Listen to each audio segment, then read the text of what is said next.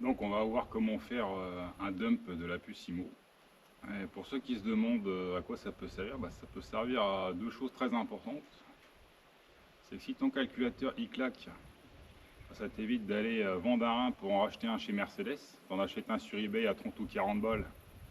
Tu copies ton immobilisation sur le nouveau calculateur et t'es reparti. Et autre chose, c'est que si tu veux modifier ta cartographie, tu peux le faire sur un autre calculateur. Si jamais tu te loupes sur la soudure ou sur la carto ou je sais pas trop quoi, tu as toujours ton calculateur d'origine pour rouler avec la voiture, ce qui peut être pratique. Alors pour enlever ton calculateur moteur, c'est pas compliqué. Déjà tu débranches ta batterie qui est sous la banquette. Ensuite tu démontes ça. Donc tu as 4 vis cruciformes à enlever.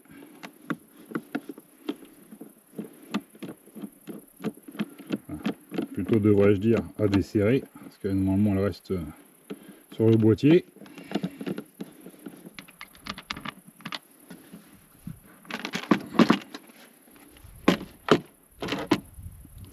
Ensuite le calculateur moteur, c'est ça. Donc il faut savoir que il va forcément venir avec le calculateur ABS. Donc je te montre juste, je le fais pas parce que là il est un peu 20h et il va avoir deux pièces qui risquent de se perdre. Donc pour débrancher le calculateur, tu as juste ça, tu tires et ça va venir. Il faudra aussi enlever les câbles là. Et ici, tu vois, là et puis là, tu as deux petites tirettes. Il faut essayer de retirer délicatement. Le problème c'est qu'elles ont tendance à s'éjecter. Donc tu comprends, je le fais pas maintenant. Alors une fois que tu as enlevé les tirettes de chaque côté, ça ici, tu le pousses vers l'arrière. Il va avoir un mouvement de levée au fur et à mesure que tu vas reculer. Et ici pareil. Donc une fois que toutes tes connectiques elles sont faites, tu as encore la vis ici à dévisser. Pareil, elle va rester sur le support. Tu as juste à tirer et ça vient. Alors pour ouvrir le calculateur, c'est pas compliqué. Il y a 5 vis, un Torx de 15.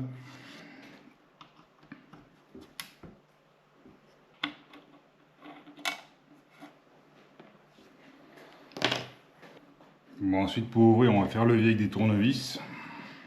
Il n'y a pas trop le chaud.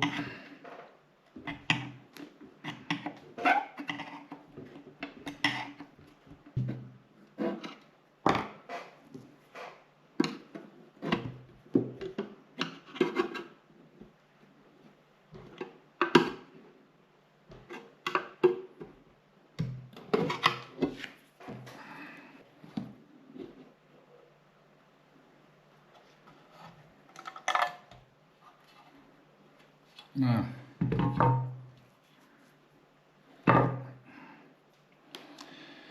Donc ensuite pareil, il y a combien de vis là? 7 vis Torx. Donc pareil, toujours en T15. À savoir que celle du milieu est plus petite et plus courte, donc à savoir pour le remontage.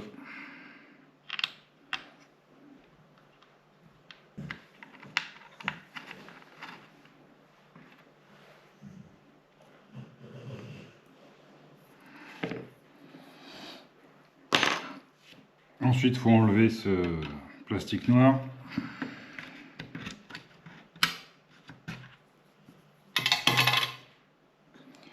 Et ensuite, ça vient.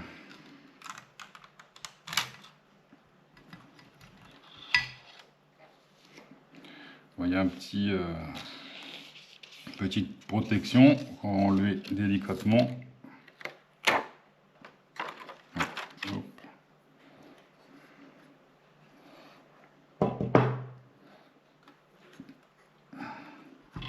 Alors, donc nous,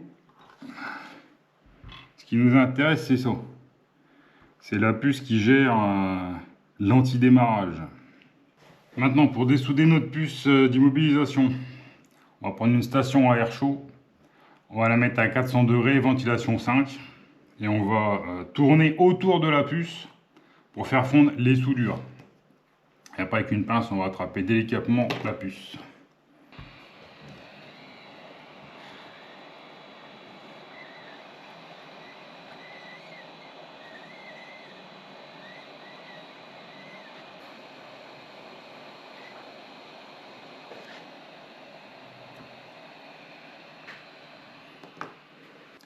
Donc une fois que tu as démonté la puce, bah forcément il te faut un lecteur de puce pour la lire.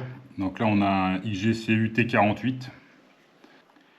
Donc pour lire la puce, c'est pas très compliqué. Vous lancez le logiciel.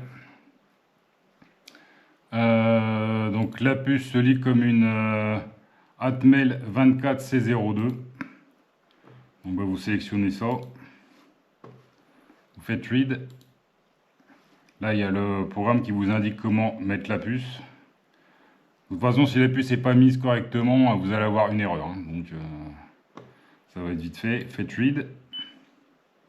Là la lecture de la puce se fait. Donc vous avez ici tout ce que contient la puce, dont le code VIN du véhicule. On va donc faire une sauvegarde. Faites sauvegarder. Moi je vous conseille de l'enregistrer une fois en .bin et une fois en .x.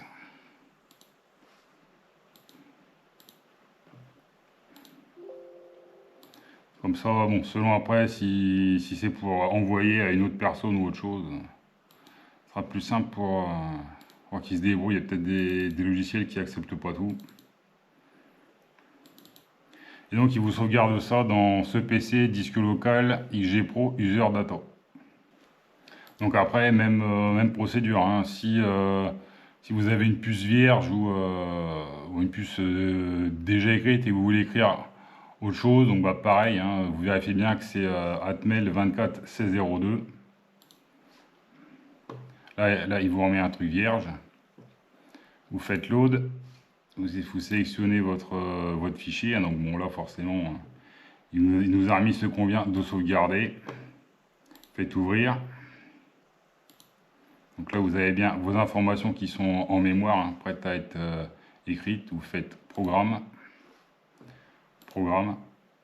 Et voilà. Et là c'est bon. Votre nouvelle puce est programmée. Il n'y a plus qu'à la réinstaller, enfin qu'à la souder sur le calculateur. Ah, une chose que j'ai pas parlé, c'est le checksum. Alors ça, en fait, ça permet de savoir s'il y a une corruption sur votre fichier. Alors, par exemple, vous faites une lecture, une première sauvegarde, donc vous gardez votre checksum, et si vous l'inscrivez sur une autre puce et que le checksum là il est pas bon, bah, c'est qu'il y a une erreur dans le fichier, donc peut-être il y a une erreur dans le transfert du fichier ou une erreur dans l'écriture. C'est ça, malheureusement il n'y a pas moyen de corriger ça, hein. Mais bon, normalement il reste bon. C'est plus gênant pour les reprogrammations des puces moteurs.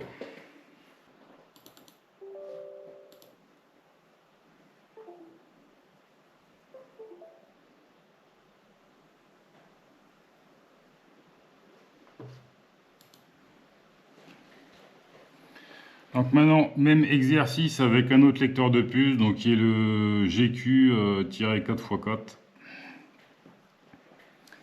Où est-ce qu'il faut aller? Parce que celui-là, j'utilise pas trop. Atmel.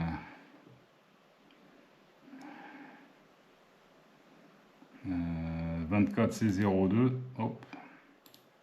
Mettant device favori.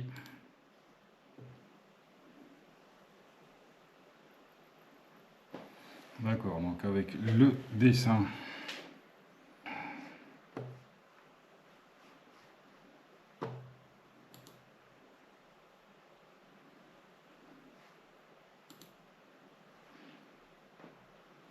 Voilà, et là on a notre fichier, donc pareil avec notre VIN ici.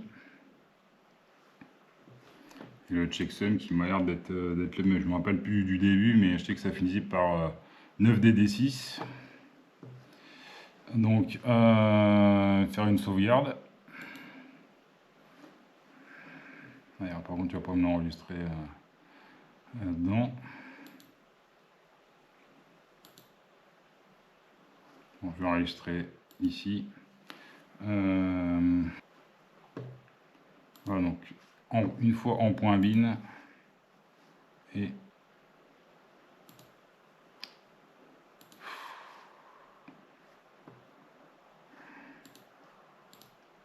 une fois en exo,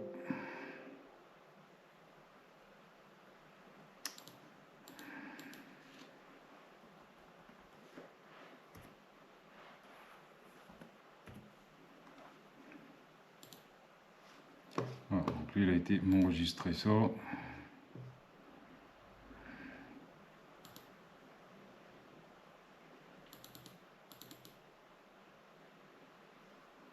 Voilà, donc voilà. Donc là, par défaut, il me l'a enregistré dans ce PC document calculateur Mercedes W110 290 TD. Bon, sûrement parce que j'avais déjà mis des trucs là-dedans, donc vérifiez bien où est-ce que vous l'enregistrez pour pas le chercher pendant 5 ou 10 minutes.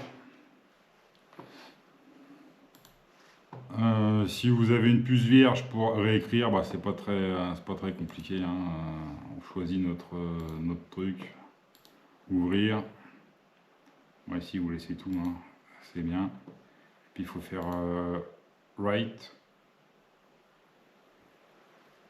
Et voilà, la puce elle est prête à être réinstallée. Bon, rien de très compliqué, hein.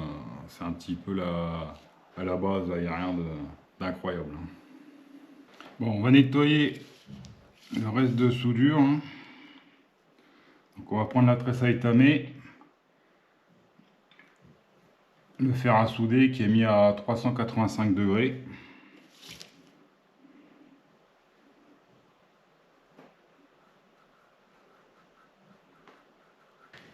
On va prendre un petit peu de nettoyant flux.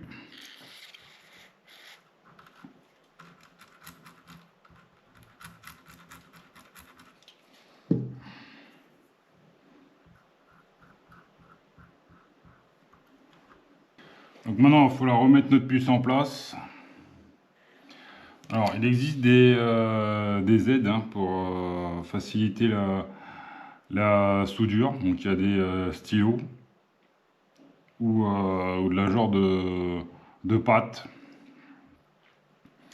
Je suis plus adepte du stylo. La pâte, j'ai pas trouvé ça incroyable. Alors bon, après, ça c'est de la pâte AliExpress. Alors peut-être qu'avec de la pâte un peu plus chère, hein, ça va mieux. Parce que ça, c'est du MG Chemical. Donc c'est déjà plus de la marque. Bon. Dans l'absolu, ça change pas grand-chose. Le principal, c'est que ça marche. Donc on va mettre un petit peu de flux. Après, on met la puce et puis on soude ça.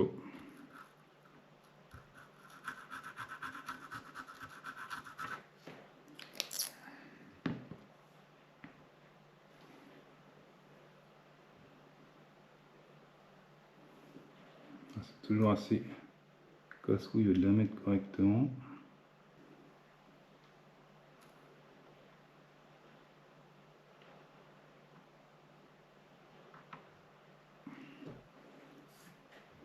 Bon, c'est pas incroyable, mais ça va le faire.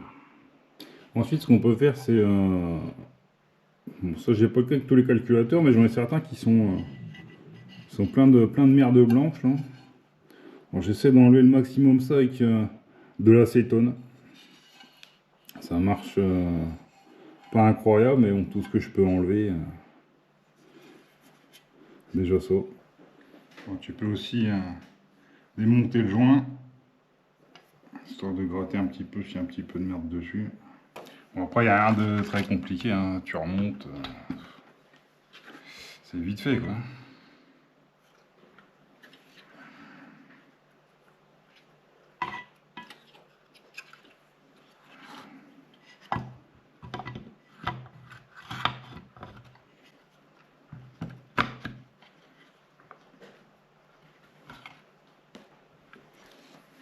Bon, maintenant que tu as refermé ton calculateur, tu l'as mis dans la voiture, il y a plusieurs cas de figure qui vont se présenter. Premier cas, la voiture démarre. Donc ça, normalement, c'est que tu as tout fait correctement. Deuxième cas, la voiture, elle démarre pas. Tu as les lumières du rétroviseur central qui se mettent en haut, là, les petites lumières rouges et vertes. Alors, soit tu as mal programmé la puce. Normalement avec le checksum tu as vérifié, donc si le checksum est bon, c'est que tu as chié sur la soudure.